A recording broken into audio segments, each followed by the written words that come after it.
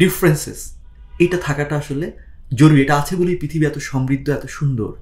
তো এই জন্য আজকে ফেসবুকে ধরেন আমার আপনার মতামত পছন্দ হলো না, আপনাকে কি গালি দিলাম আমি, এটা তো আসলে আমার কাছে মনে হয় না কোনো বুদ্ধিমান মানুষের কাজ।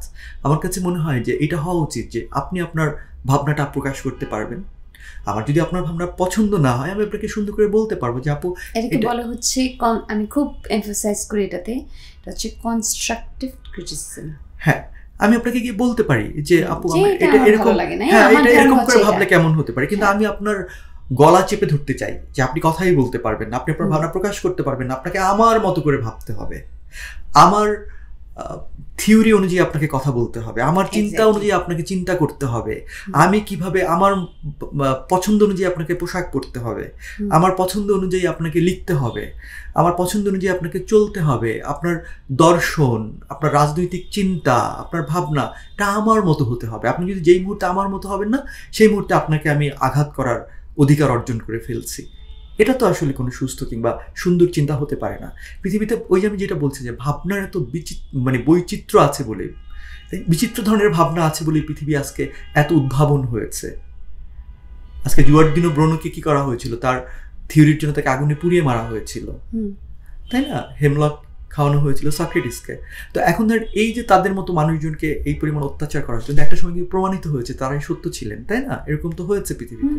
তো এই জন্য এইটাই আমার কথা যে সবাই লেজেন্ড হতে হবে তাও না, কিন্তু আমার প্রশ্ন হচ্ছে, আমার কথা হচ্ছে যে অন্যের ভাবনাকে হচ্ছে দমন করে দেওয়া যাবে না। তো আমি যেই কথাটি বলছিলাম যে এই যে ধরেন সোশ্যাল মিডিয়াতে এত ঘৃণার ছড়াছড়ি, এত আক্রমণাত্মক মনোভাব মানুষের, এত হেট্রেট, এত অসহিষ্ণুতা, অন্যকে পরমত সহিষ্ণুতা নাই, অন্যকে সহ্য করতে পারবো না আমরা, তার সঙ্গে সঙ্গে তাকে দমাতে হবে, তাকে তার মুখ চেপে ধরতে হবে, তাকে আঘাতে আঘাতে ক্ষতবিক্ষত করে ফেলতে হবে। এটা আমাকে মনে হয়েছে যে আমার কাছে এক ধরনের ভালোবাসার খিদে তৈরি করেছে। আমার কাছে মনে হচ্ছে যে আমি আসলে এরকম পৃথিবী দেখতে চাই না, আমি একটা ভালোবাসাময় পৃথিবী দেখতে চাই। এই জিনিসটা কিন্তু রিয়েল লাইফেও হয় ভাই। যখন ধরেন আপনার আশেপাশে মানুষজন আপনাকে অনেক কিছু বলবে যে না এটা হবে না, তুমি আসলে মানুষ হিসেবে ভালো না, বা তুমি এটা পারবা না, তোমার এটা দিয়ে তোমাকে দিয়ে হবে না, বা you are not suitable for this. হ্যাঁ, এইটা যেরকম আমাদেরকে প্রচণ্ডভাবে আঘাত করে, আসলে আমি মানুষটা এরকম না, আমি তাদেরকে কনভিন্স করতে চাইলেও সে আমাকে ওই যে মুখ চেপে ধরবে। হ্যাঁ, ধরেন ঠিক আছে, same goes to the social media.